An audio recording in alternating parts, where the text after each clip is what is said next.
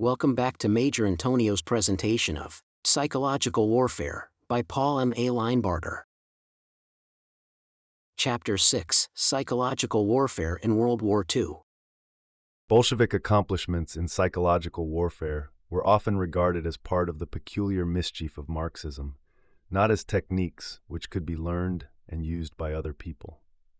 Similarly, the history-making sweep of the Chinese nationalist armies northward in 1922 to 1927 was considered to be specially and incomprehensibly Chinese.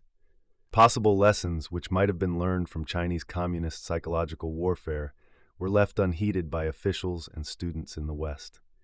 Meanwhile, Germany, the greatest power of Europe, had been fighting bitter internal psychological warfare battles which looked like heated internal politics. Not until Adolf Hitler assumed the Reich's chancellorship and began using his brown shirt methods for foreign affairs did other people wake up to the existence and application of the new weapon. The War College files, for example, show that not one single officer was assigned full-time to study of these problems during 1925 to 1935. For the entire period 1919 to 1929, there are listed only 2 War College research papers on the subject.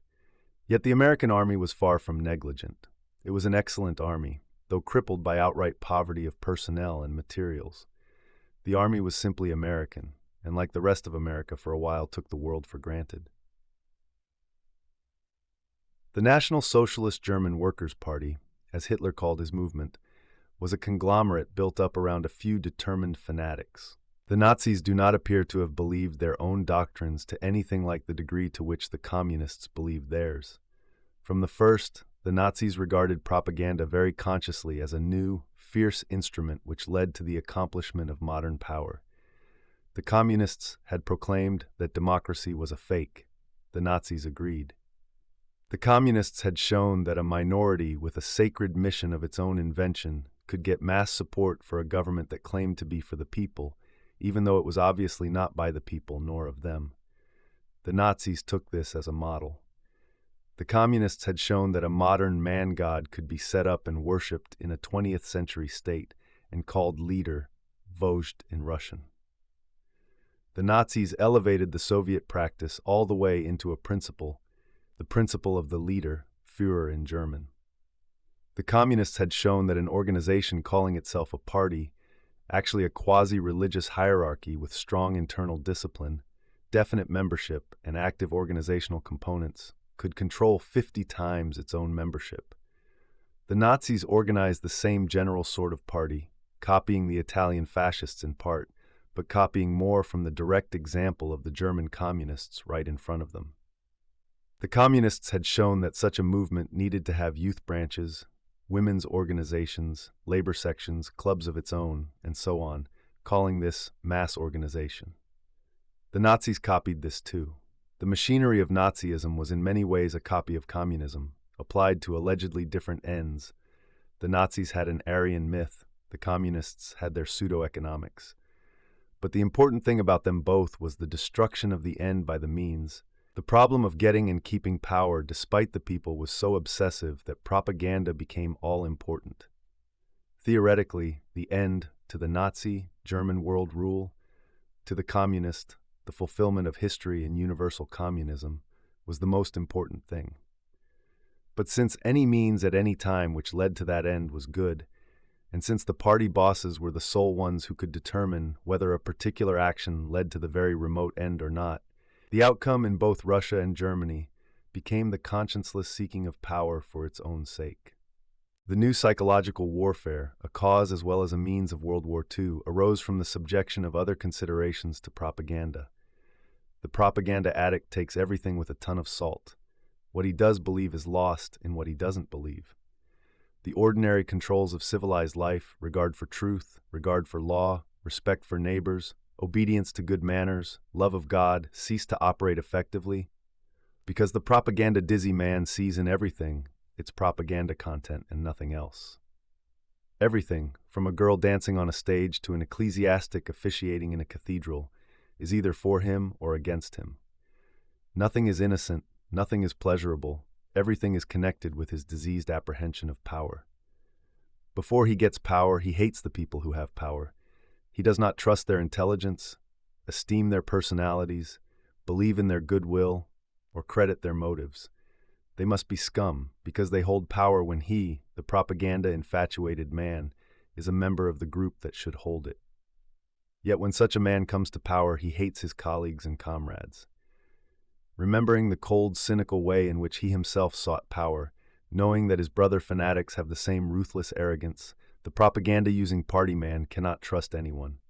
Blood purges, mass trials, liquidations, removal of families, concealment of crimes, all these result from the establishment of propaganda in an overdeveloped role. It is against such people that we, ordinary folk, Americans, dared wage psychological warfare during World War II. Propaganda had grown into ideology. The world was convulsed with monstrous new religions. For instance, the greatest journalist of the Soviet Union, Karl Radek, was placed on trial for treason. He was asked by the prosecutor, Vyshinsky, "These actions of yours were deliberate?" Radek answered, "Apart from sleeping, I have never in my life committed any undeliberate actions." This answer sums up the mood of the totalitarian who is obsessed by propaganda. He comes to believe that all activity, whether his own or of other people, has meaning. He had developed the sense of responsibility that made him violate tenets which Americans, in a free society, regard as fundamental to human nature. Things like self-respect, kindliness, love of family, pity for the unfortunate. This kind of mentality was found chiefly in the National Socialist and Communist states, and to a lesser degree in dictatorships such as Italy. By contrast, reactionary Japan was almost democratic. This mentality makes it possible for the ruler to control his own people enough to undertake warfare psychologically waged. Without domestic fanaticism and domestic terror, governments have to fall back on psychological warfare. That is, the mere supplementing of politics and military operations by propaganda. It is vain to expect a free people in a free country to submit to such humiliating control, even for the purpose of winning a war. What made the psychological warfare of World War II peculiar was the fact that our enemies fought one kind of war, warfare psychologically waged, or total war, and we fought them back with another. Theoretically, it is possible to argue that we had no business succeeding, but we did succeed. The pre-belligerent stages. The propaganda-conscious Axis states had first to control their own people enough to wage aggressive war. They then had to split their possible enemies, to make piecemeal victory possible. They had to stay on good terms with the Soviet Union, Hitler till 1941, Japan till the last week of war. They had to frighten their immediate enemies while assuring their eventual enemies. This called for a great deal of propaganda. Pre-belligerent operations required extensive use of black propaganda. Since their political systems aroused hostility and anger in audiences which they wished to address, the aggressors sought to disguise their propaganda.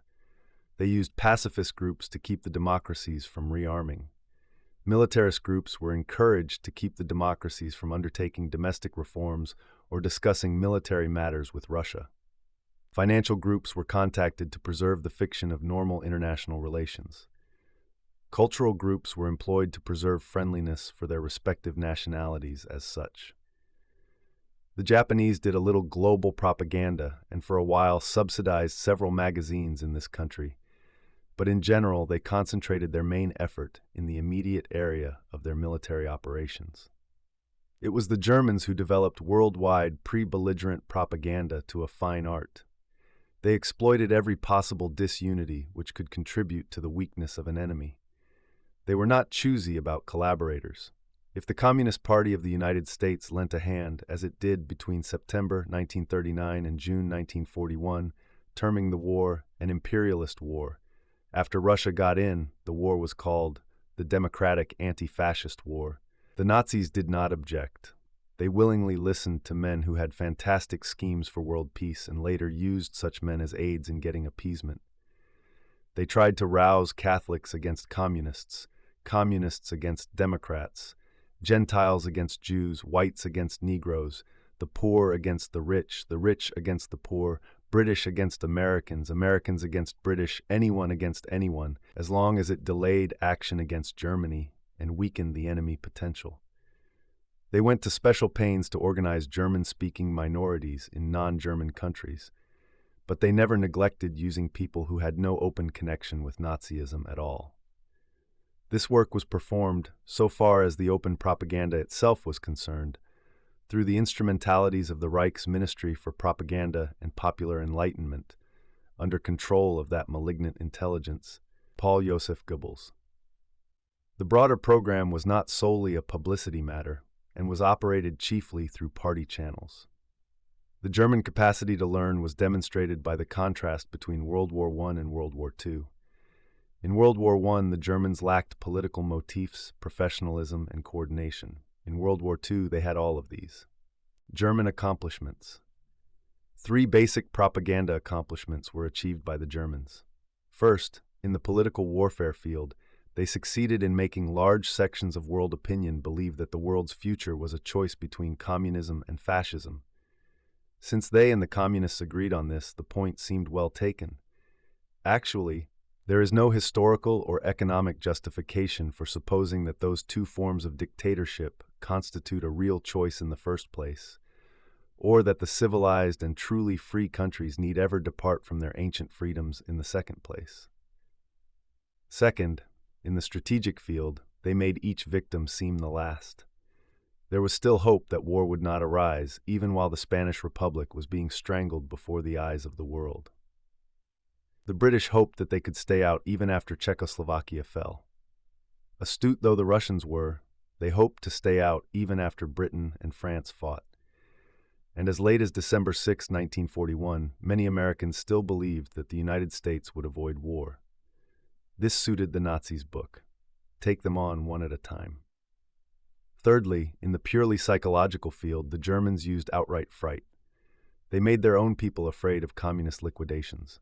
They brazenly showed movies of their blitzkriegs to the governing groups of prospective victims, just to lower morale.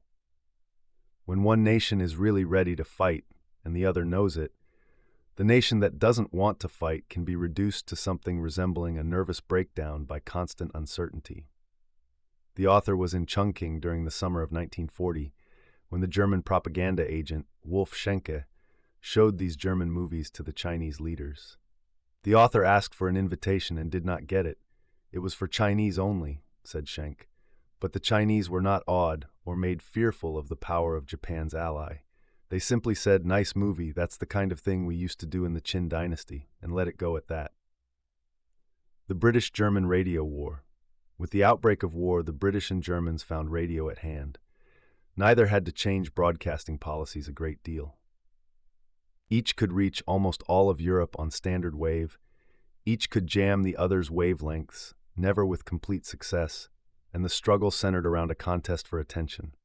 Who could get the most attention? Who could get the most credence? Who could affect the beliefs, emotions, loyalties of friendly, neutral, and enemy listeners the most? The Germans showed evidence of real planning. Their public relations facilities were perfectly geared to their propaganda facilities. When the Germans wanted to build the British up for a letdown, they withheld military news favorable to themselves. During the fight for Norway, they even spread rumors of British successes, knowing that if British morale went up for a day or two, it would come down all the harder when authentic bad news came through the War Office. When the Germans wanted to turn on a war of nerves, their controlled press screamed against the victim. When they turned it off, their press was silent. The Germans thus had the advantage of not needing to make much distinction between news, publicity, and propaganda. All 3 served the same purpose, the immediate needs of the Reich. The Germans put on the following types of news propaganda. 1. Official OKW, Oberkommando der Wehrmacht, or Wehrmacht HQ, communiques. These rarely departed from the truth, though they naturally gave favorable situations in detail and unfavorable ones scantily.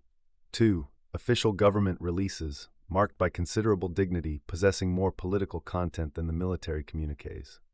3. News of the world, part of it repeated from the British radio, part plain non-controversial news for stuffing, and part, the most important part, news of genuine curiosity value to the listeners, but which, at the same time, had the propaganda effect of damaging belief in the Allied cause. 4. feature items, comparable to feature articles in newspapers, which tried to concentrate on a single topic or theme.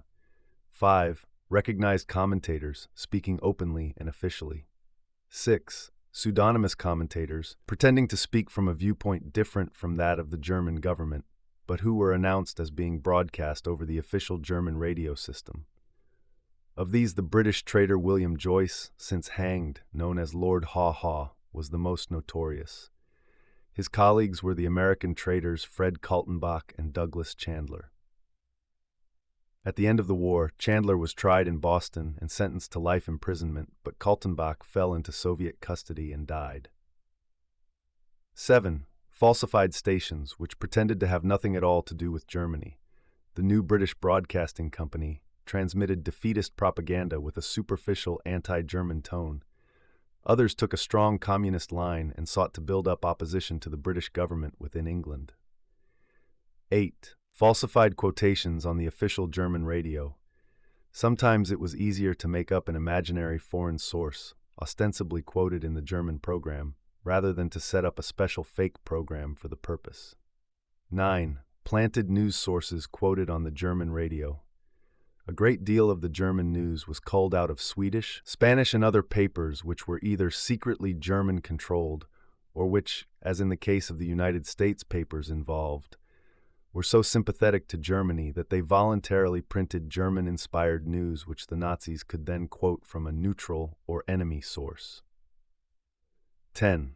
Open falsification of BBC, British Broadcasting Company, the official British agency, materials at which the Germans were not necessarily caught by their ordinary listeners, but at which BBC caught them.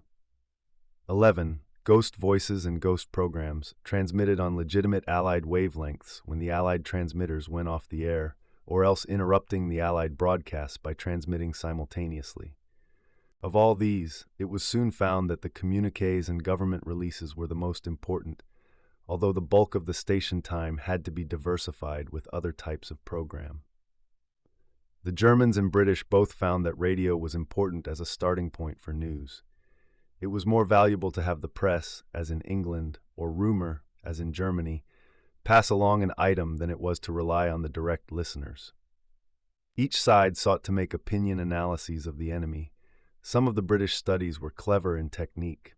The radio propagandists had to ask themselves why they made propaganda. It is simple to make mischief, spreading rumors or putting practical jokes into circulation. Such antics do not necessarily advance a military political cause. Sustained psychological warfare required, as both British and German radio soon found out, a deliberate calculation of the particular enemy frame of mind to be cultivated over a long period of time. When radio stations had to broadcast day after day whether anything happened or not, it became difficult to continue to circulate news without faking it and losing the confidence of enemy listeners. On the German side, the German radio had the forced attention of the entire world. As long as the Germans had the strategic initiative for field warfare, they were in a position to make news scoops whenever it suited them. The security policies of the Allies often gave the Germans a monopoly of news on a given operation. There was never any danger that the Germans were not listened in on. The danger the Nazi operators had to worry about was disbelief. Hence, the Germans tried to keep a moderate tone in their news, tried to prepare between crises for the news that would become sensational during crises. The Germans soon learned a basic principle of war radio. They learned not to permit radio to run ahead of their military capacities. At first, when their spokesman promised attainment of a given goal by a given time, and the army failed to live up to the schedule, the British radio picked up the unfulfilled promise and dangled it before the world as proof that the Germans were weakening. The Germans thereupon effected army radio liaison so that the radio people could promise only those things which the army was reasonably sure of delivering. When Allied propaganda analysis woke up to this fact, it added one more source of corroboratory intelligence to be checked. The British had their hands full getting news out in the languages of the occupied countries. It was immensely difficult for them to follow the politics of the underground. German counter-espionage, under the deadly Sicherheitsdienst, made it difficult to keep track of opinion in the occupied countries. Work against Nazism depended on the temper of the people. Propaganda against collaborators had to distinguish between outright evil collaborators and those public officials who stayed on out of a sense of mistaken or necessary duty. The British did not necessarily announce themselves at any time as anti-communist and collaborated for short-range purposes with communists all over the continent. Mr. Churchill himself shifted his North Balkan political support from Mikhailovich to Broz Tito. But it was vitally necessary to know just how and when to change support from one group to the other. Since the undergrounds had very few radio transmitters, and none of these was reliable during most of the war, the British faced the task of providing radio facilities for all of the occupied countries. The consequence was to make their radio warfare highly sensitive to politics. They had to address the right people with the right language at the right time, on penalty of failure. To effect this end, the British set up an agency which never had an American counterpart, the Political Warfare Executive, known by its initials PWE. This agency had representation from the War Office, the Admiralty, the Foreign Office, and the Ministry of Information. The PWE was the policy servicing and coordinating agency for all British external propaganda and left the execution of its operations to the Ministry of Information, MOI, and to the British Broadcasting Corporation, BBC. British radio propaganda maintained a high level of effectiveness.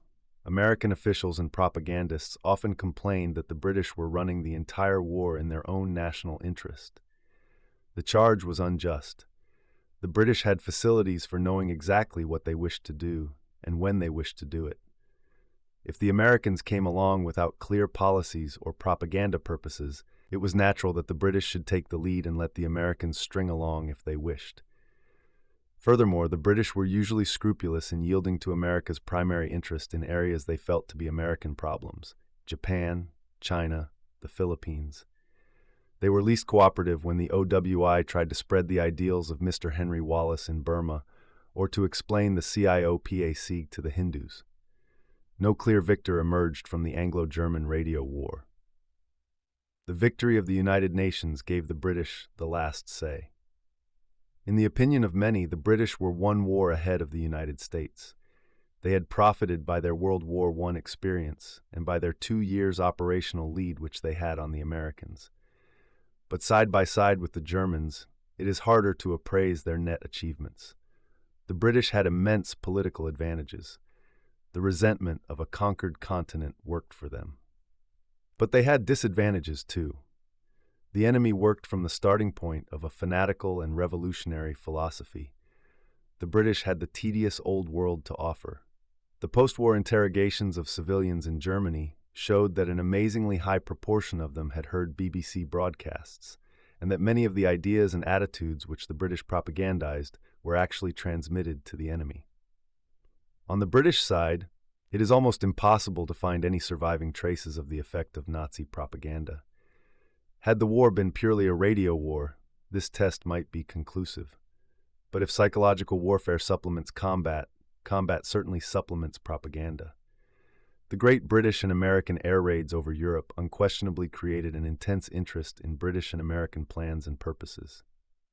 It is historically interesting to note that the Germans went on fighting psychological warfare even after the death of Hitler and the surrender of the jury-rigged government of Gross Admiral Karl Donitz, which functioned 6 to 23rd of May 1945 at Flensburg under Allied toleration. This resulted from the inability of the 21st Army Group swiftly to initiate information control.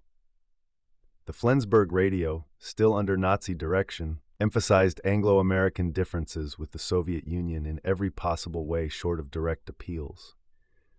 German naval radio also carried on propaganda for a while, using topics such as the sportsmanship of the German surrender, the hatred of the German Navy for atrocities committed by the Nazis, and the usefulness of the phantom government to the Western Allies. Black propaganda. Subversive operations formed a major part of the Nazi pre-belligerent effort. The Germans planted or converted quislings wherever they could, and when they failed to have time to prearrange stooges, they converted them rapidly after arrival.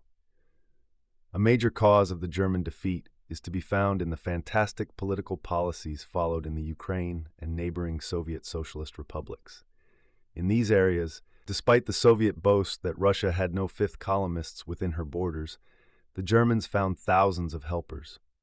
The Nazis organized a large army, General Vlasov's Russian Army of Liberation, out of Soviet prisoners, and these troops were usable and docile. But in the political warfare field, the Germans were too cocksure. They let their men go wild in orgies of cruelty against the local population. The economic system went entirely to pieces. The natives then became convinced that the worst possible conditions of Sovietism were infinitely better than the best that Nazism could offer. These subversive groups were formed by political means. Propaganda aid was offered to such an extent that it was often difficult to tell how much of the Quisling movement was spontaneously native and how much mere cover for a purely German operation. In the latter phase of the European War, the Russian communists followed the German Nazi example of having tame natives ready to take over the government of occupied areas. In Poland, the so-called Lublin Committee took over the government from the constitutional Polish government in exile at London. In Yugoslavia, the Russian-trained propagandist, Tito, seized the leadership from the recognized Minister of War, Draja Mihailović, after the British and American governments had shifted their support to him. Later, Mihailović was put to death. The Russian army brought along to Germany a considerable number of German communists. In Czechoslovakia, the strength of the constitutional regime was such as to compel the pro-Russians to allow the pre-war leadership a precarious toehold in the new government. The same cadres of sympathetic persons who had been useful as propaganda sources for psychological warfare during the period of hostilities became useful instruments of domination after hostilities ended. The British and Americans, with their belief that government should spring from the liberated and defeated peoples, did not prepare and equip comparable groups to rival the communist candidates. Only in Italy and Greece did the friends of the Western Allies stay in power, and then only because they were the nearest equivalent of de jure authorities. In the Scandinavian and Low Countries, the national leadership re-emerged without prodding or interference by the Western Allies. They passed from the sphere of psychological warfare, that is, of being someone's cover, to that of world politics. Specific black propaganda operations were of considerable value. However, black propaganda is more difficult to appraise than overt propaganda.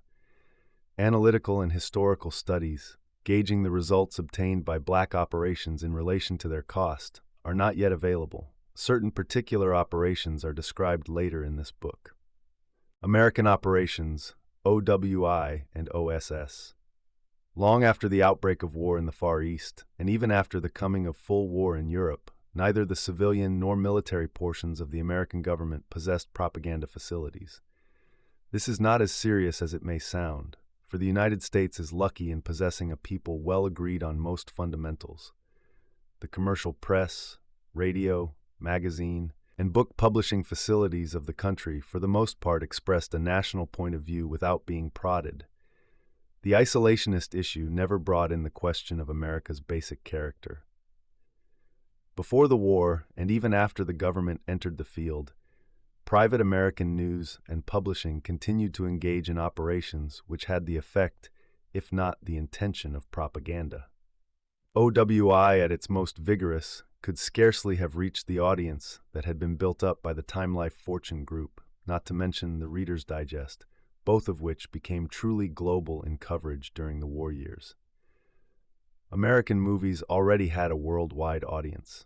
The propaganda turned out unwittingly by such agencies may not have had the gloss and political smoothness of Dr. Paul Joseph Goebbels' best productions, but it had something no government propaganda had, the possession of a readership, all of which was unmistakably voluntary, obtained by the appeal of authentic interest and entertainment, and proved by an ability to charm money out of people's pockets. The American problem of propaganda was thus not a simple one. Total psychological warfare was out of reach if we were to remain a free people. Otherwise, the simple seeming thing to have done would have been to put a government supervisor in every newspaper, radio station, and magazine in the country and coordinate the whole bunch of them together in the national interest. simple seeming. Actually, such an attempt would have been utter madness, touching off a furious political fight within the country and meeting legal obstacles which would have remained insurmountable as long as there was a constitution with courts to enforce it. The simplest official action which the United States could take was therefore hedged about by the presence of private competitors who would watch it enviously, jealous of their established rights and privileges, and by the operational interference which vigorous private media would have on public media. The then Mr. or Colonel, later General, William Donovan, had tasted the delights of political warfare when President Roosevelt sent him to Belgrade to talk the Serbs into fighting instead of surrendering. He was successful. The Serbs fought. He came back to the United States with a practical knowledge of what political warfare could do if qualified personnel operated on the spot. The outbreak of the Russo-German War lent urgency to American action in the political intelligence field as well as in the propaganda field.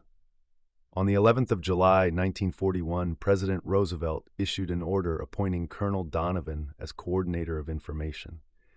The agency became known by the initials COI. The primary mission of COI was the collection of information and its processing for immediate use. Large numbers of experts were brought into its research and analysis branch, designed to do for the United States in weeks what the research facilities of the Germans and Japanese had done for them over a matter of years. The inflow of material was tremendous, and the gearing of scholarship to the war effort produced large quantities of political, sociological, geographic, economic, and other monographs, most of them carefully classified secret, even when they were copied out of books in the Library of Congress. However, it was not the research wing of the COI that entered the broadcasting field. Radio work was first done by an agency within COI called FIS, Foreign Information Service. In the few months before Pearl Harbor, the group became organized in New York under the leadership of Robert Sherwood, the dramatist, and got a start in supplying the radio companies with material. The radio scripts were poorly checked. There was chaos in the matter of policy, little policing was possible, and the output reflected the enthusiasm of whatever individual happened to be near the microphone. Colonel Donovan had moved into this work without written and exclusive authorization from the White House. Hence, there followed a lamentable interval of almost 2 years' internal struggle between American agencies, a struggle not really settled until the summer of 1943, well into the second year of war. The occasion for struggle arose from lack of uniform day-to-day propaganda policy and from an unclear division of authority between the operating agencies. But the work was done. Radio operations had to be coordinated with strategy on the one hand and foreign policy on the other, and we sought to develop methods for doing this. It is significant that all the major difficulties of American psychological warfare were administrative and not operational. There was never any serious trouble about getting the facilities, the writers, the translators, the telecommunications technicians. What caused trouble were problems of personality and personal power, resulting chiefly from the lack of any consensus on the method or organization of propaganda administration. Military Intelligence Division had created an extremely secret psychological warfare office at about the time that the COI was established. This had broad intelligence and policy functions, but no operational facilities. It was headed by Lieutenant Colonel Percy Black, who began auspiciously by putting Dr. Edwin Guthrie in office as his senior psychological advisor. This ultra-quiet office was called Special Study Group. It and the COI developed very loose cooperative relations, consisting chiefly of SSG making suggestions to COI which COI might or might not use as it saw fit. Meanwhile, the Rockefeller office was conducting independent broadcasts to Latin America. The Office of Facts and Figures was dispensing domestic information, and at the height of the psychological warfare campaigning, there were at least 9 unrelated agencies in Washington, all directly connected with psychological warfare, and none actually subject to the control of any of the others. A year of wrangling produced the solution, after a joint psychological warfare committee had been set up under the Joint Chiefs of Staff and had failed to fulfill an effective policy supervising function. On the 13th of June, 1942, the President created the Office of War Information. This agency was given control directly or indirectly over all domestic propaganda and over white propaganda abroad, except for the Western Hemisphere, which remained under the Rockefeller Committee in the State Department. The FIS was taken from the COI, and the COI took on the new name of OSS, Office of Strategic Services, under which it retained three major functions. 1. Continuation of scholastic and informal intelligence. 2. Black propaganda operations given explicit authority only in March 1943. 3. Subversive operations in collaboration with regular military authority. The OWI was placed under Mr. Elmer Davis, a Rhodes Scholar and novelist who had become one of the nation's most popular radio commentators. The FIS was perpetuated under the control of Mr. Robert Sherwood, who had a most extraordinary coterie of odd personalities assisting him. Socialist refugees, advertising men, psychologists, psychoanalysts of both the licensed and lay varieties, professional promoters, theatrical types, German professors, a commercial attaché, young men just out of college, oil executives, and popular authors, novelists, slick writers, Pulitzer winners, pulp writers, humorists, poets, and a professional pro-Japanese writer, fresh off the Imperial Japanese Embassy payroll. The War Department Agency, under the Military Intelligence Service of G2, had been renamed Psychological Warfare Branch and had executed within the G2 structure the equivalent of a knight's move in chess, ending up at a new place on the TO with no observable change in function or authority. It had passed under the authority of Colonel, later Brigadier General Oscar Solbert, a West Pointer with wide international and business experience. He had been out of the Army as a top official with Eastman Kodak, after a cosmopolitan Army career which sent him all over Europe and gave him one tour of duty as a White House aide. With the establishment of OWI, Colonel Solbert's office fissipated like an amoeba. The civilian half of Psychological Warfare Branch, with a few officers, went over to OWI to be a brain trust for the foreign broadcast experts, who failed to welcome this accession of talent. The military half remained as an MIS agency until the 31st of December, 1943, when OWI abolished its half and MIS cooperated by wiping out the other, leaving the War Department in the middle of a war with no official psychological warfare agency whatever, merely some liaison officers. Psychological warfare became the responsibility of designated individual officers in OPD, the Operations Division of the General Staff, an outfit celebrated for conscientious overwork, as well as an MIS, and the War Department got along very nicely. Meanwhile, OWI and OSS fought one of the many battles of Washington, each seeking control of foreign propaganda. The DC and Manhattan newspapers ran columns on this fight, along with news of the fighting in Russia, Libya, and the Pacific. For one glorious moment of OSS, it seemed that the President had signed over all foreign propaganda functions conducted outside the United States to OSS, cutting the OWI out of everything except its New York and San Francisco transmitters. The OWI was stricken with gloom and collective indigestion. The next day, the mistake was rectified, and OWI triumphantly planned raids on the jurisdiction of OSS. Meanwhile, the following things were happening. Highly classified plans for psychological warfare were being drafted for both the Joint and Combined Chiefs of Staff. These were discussed at various meetings and then classified a little higher, whereupon they were locked up lest the propaganda writers and broadcasters see them and break security on them by obeying and applying them. Broadcasts, thousands of words in dozens of languages, were transmitted to everyone on Earth.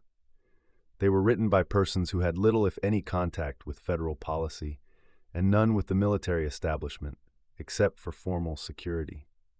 The plans at the top bore no observable relation to the operations at the bottom. When Washington agencies wanted to find out what the broadcasts really were saying, the actual working offices at New York and San Francisco, their feelings hurt at not having been consulted by the Joint Chiefs, refused, on their security ground, to let anyone see a word of what they were sending out. This baffled other Washington agencies a great deal.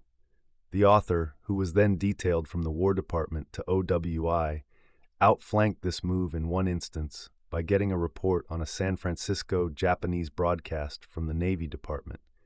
It had been monitored by an American submarine out in the Pacific. Large overseas offices were set up at various foreign locations. Some of these went down to work quickly, efficiently, smoothly, and did a first-class job of presenting wartime America to foreign peoples. Others, with the frailties of jerry-built government agencies, lapsed into inefficiency, wild goose chases, or internal quarrels. Lastly, the poor British officials continued to wander around Washington, looking for their American opposite numbers in the propaganda field, looking for one and always finding a dozen. That was in 1942 to 1943. By 1945, this had all become transformed into a large, well-run, well-integrated organization. 3 weeks before Japan fell, the WWII finally prepared an official index of its propaganda directives. That is, of the official statement of what kinds of propaganda to make, what kinds not to make. The overseas units had been associated with the metropolitan shortwave. Personnel had been disciplined. Techniques had become more precise. Under the command of Lieutenant Commander Alexander Layton, an MD who was also a psychiatrist and anthropologist, careful techniques were devised for the analysis of Japanese and German morale. Comparable though dissimilar work on Europe had been done by a staff associated with Harold Lasswell. The propaganda expert Leonard W. Dube had been appointed controlling and certifying officer for every single order of importance. The military relationship had been clarified. The War Department, acting through G2, had re-established a psychological warfare office under the new name of Propaganda Branch, under the successive commands of Lieutenant Colonel John B. Stanley, Lieutenant Colonel Bruce Buttles, and Colonel Dana W. Johnston. The new branch undertook no operations whatever, but connected War Department with OWI and OSS for policy and liaison, and represented one half of the Joint Chiefs of Staff, an appropriate naval officer from a comparable office representing the other half, at the weekly policy meetings of OWI. Military needs in psychological warfare had been settled by regarding the theaters in this respect as autonomous and leaving to the respective theater commanders the definition of their relationships with OWI and OSS and their use of each. OSS and OWI had passed the stage of rival growth and consulted one another enough to prevent operational interference. Each had sufficient military or naval supervision to prevent interference with cryptographic security, communication, and deception operations. The lessons. The major job of psychological warfare passed to the theaters. In some theaters, this was kept by the commander directly under his own immediate supervision, and OWI was used simply as a propaganda service of supply. In others, OWI was an almost independent agent. In some places, OWI worked with OSS as in the European theater, in others independently as in the China-Burma-India theater. In one, it worked completely without OSS SWPA, since General MacArthur did not let OSS into his theater at all. OSS got in the general area anyhow. With Navy permission, it turned up blithely, highly nautical on Saipan. These theater establishments were the ones that set up local standard wave programs which the enemy could hear in volume. They provided the loudspeaker units, which were taken right into combat. They serviced the ground and air combat echelons with leaflets as needed.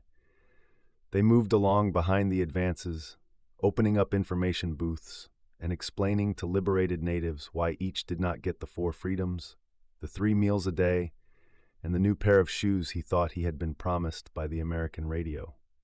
These military establishments are better described under operations, since it was their functioning which defined down to the limit of present-day experience American military doctrine concerning the conduct of psychological warfare in theaters of war. In concluding the historical summary of psychological warfare, it is interesting to look at 3 major points which emerge plainly from the experience of World War II.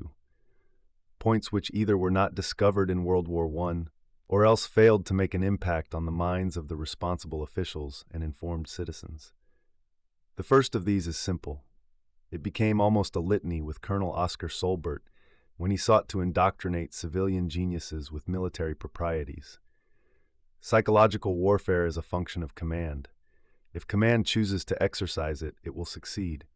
If command neglects it, or if it is operated independently of military command, it will either interfere with the conduct of war proper, or it will be wasted.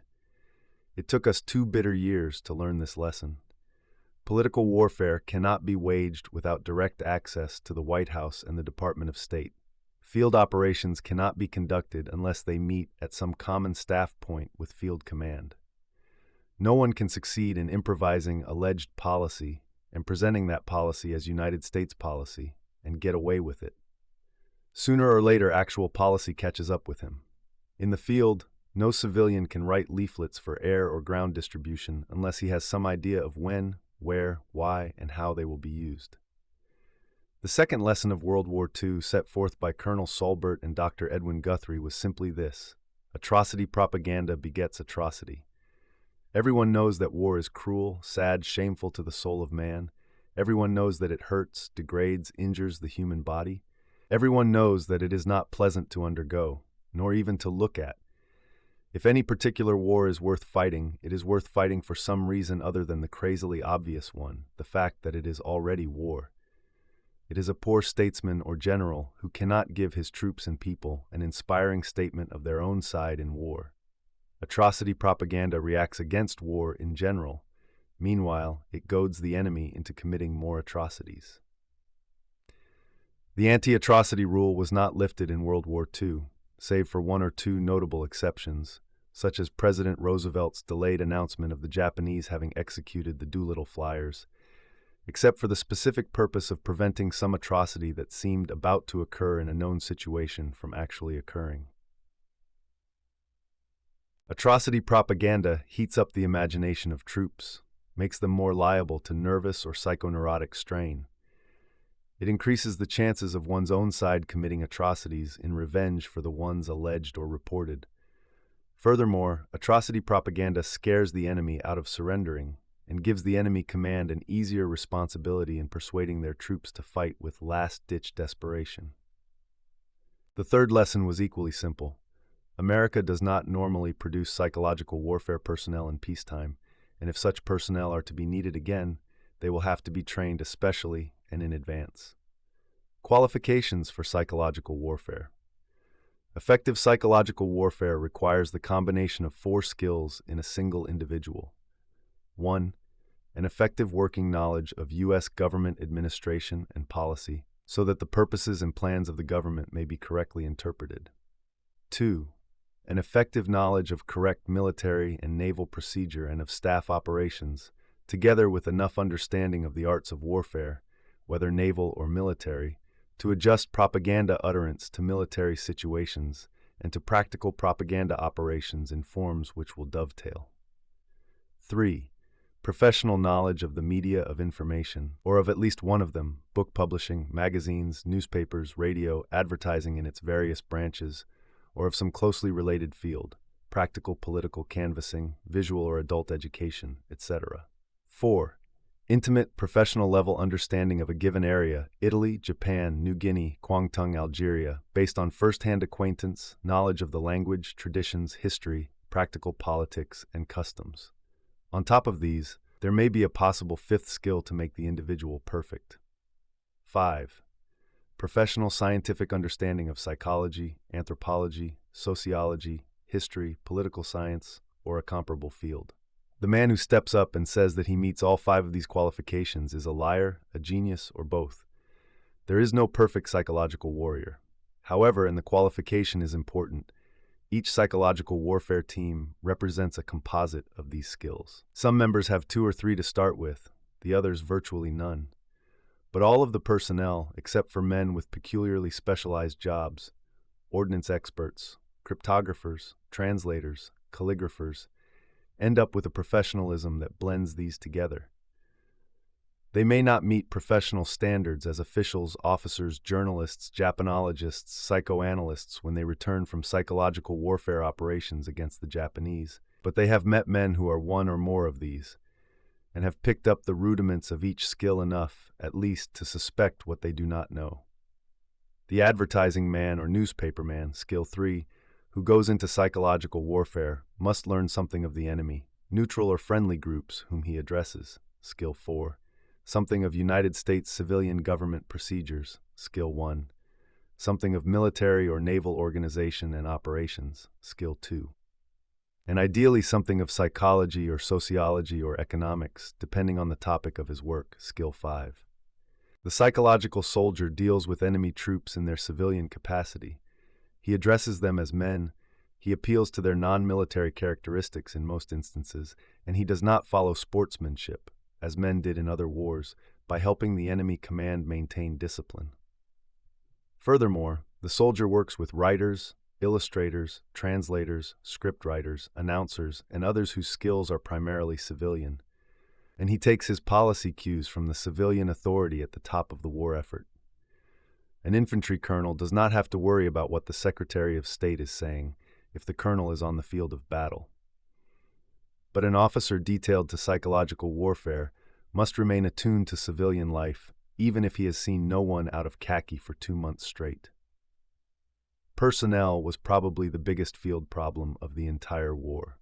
Should psychological warfare be needed again, it will take careful culling of personnel to obtain the necessary staff and operators. The continuation of psychological warfare techniques, in part at least, by both civilian and military agencies in time of peace will, it may be hoped, provide the U.S. with a cadre for the next time. Very little of the living experience of the Creel Committee was carried over into OWI. Walter Lippmann, who had worked with both Creel and Blankenhorn, was not a participant. Carl Crow, the advertising man and writer from Shanghai, worked on China for the Creel Committee in World War I and on China again for OWI in World War II. He was exceptional and took no major part in setting up indoctrination. One of the OWI executives in 1946, shortly after his return to civilian life, read James Mock and Cedric Larson's account of the Creel Committee, Words That Won the War, Princeton, 1939. His interest was avid. When he finished, he said, "Good Lord, those people made the same mistakes we made." He had forgotten that the Creel Committee record had been available all the way through. Effects of American operations. The net effects of the work of civilian-operated propaganda are hard to appraise because the radio broadcasts and leaflets for civilians were designed to have a long-range effect on the enemy. Statistical computations come to nothing. It would appear likely that some parts of our psychological warfare actually lengthened the war and made it more difficult to win. The unconditional surrender formula, the publicity given to proposals for the pastoralization of Germany, the emphasis on Japanese savagery with its implied threat of counter-savagery were not overlooked by the enemy authorities. It is certain that other parts of our psychological warfare speeded up the end of the war, saved lives, increased the war effort, which was enormous when measured in terms of the expenditure of manpower, materiel, and time involved. One operation alone probably repaid the entire cost of OWI throughout the war. The Japanese offered to surrender, but with conditions. We responded, rejecting the conditions. The Japanese government pondered its reply, but while it pondered, B-29s carried leaflets to all parts of Japan, giving the text of the Japanese official offer to surrender. This act alone would have made it almost impossibly difficult for the Japanese government to whip its people back into frenzy for suicidal prolongation of war. The Japanese texts were checked between Washington and Hawaii by radio photograph and cryptotelephone. The plates were put into the presses at Saipan, the big planes took off, leaflets properly loaded in the right kind of leaflet bombs. It took Americans 3.5 years to reach that point, but we reached it. Nowhere else in history can there be found an instance of so many people being given so decisive a message, all at the same time, at the very dead point between war and peace. The Japanese had done their best against us, but their best was not enough. We got in the last word and made sure it was the last. Soviet experience. Soviet psychological warfare used Communist Party facilities during World War II, turning them on and off as needed. But Soviet psychological war efforts were not characterized by blind reliance on past experience. They showed a very real inventiveness, and the political policies behind them were both far-sighted and far-reaching. The Soviet government was the one government in the world which could be even more totalitarian than Nazi Germany. Many Americans may consider this a moral disadvantage, but in psychological warfare, it has very heavy compensating advantages. The Soviet people were propaganda conscious to an intense degree, but the authorities took no chances. Revolutionary communist themes were brilliantly intermingled with patriotic Russian items. Army officers were given extraordinary privileges. Everyone was given epaulettes. The communist revolutionary song, the famous Internationale, was discarded in favor of a new Soviet hymn. History was rewritten. The Tsars were honored again. The church was asked to pray for victory. The Soviet officials were able to tailor their social system to fit the propaganda. They did so even to the name of the war. They call it the Great Patriotic War. Outsiders may murmur, "What war is not?" But the Russian people liked it, and the regime used traditionalism and nationalism to cinch communism in the Soviet Union. In their combat propaganda, the Russians were equally ruthless and realistic. They appealed to the memory of Frederick the Great of Prussia. They reminded the Germans of Bismarck's warning not to commit their forces in the East. They appealed to the German Junker caste against the unprofessional Nazi scum who were ruining the German army. And they used every propaganda trick that had ever been heard of. They turned prisoners into a real military asset by employing them in propaganda and talked a whole staff of Nazi generals into the Free Germany movement. Only in radio did the Russians retain some of their old revolutionary fire with its irritating qualities for non-communist peoples. This was explicable in terms of the audience. The Russians could keep their domestic propaganda half-secret by imposing a censorship ban on those parts of it or those comments on it which they did not wish known to communists abroad. The censorship was a permanent institution in war and out, and therefore did not impose special difficulty. They could keep their frontline propaganda quiet, since they did not allow their allies to send military observers up front, and the Nazis could be counted on not to tell the world about effective anti-Nazi propaganda. But their radio propaganda had to be audible to everyone.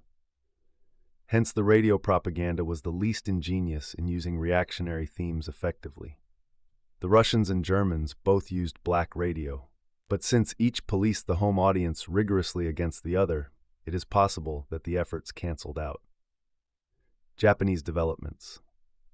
The Japanese invented little in psychological warfare. They made excellent and judicious use of news to the American audience. They actually got much more official Japanese news into the American press during the war years than they had succeeded in placing during peacetime when they had offices in American cities. They did so by maintaining the regular Dome news service in English-language Morse wireless for the American press, ready edited for the newspaper offices. They put bylines on the stories, and it is said they sometimes even told the American newspapers, "Please hold until 9 a.m. Eastern Wartime. Thank you.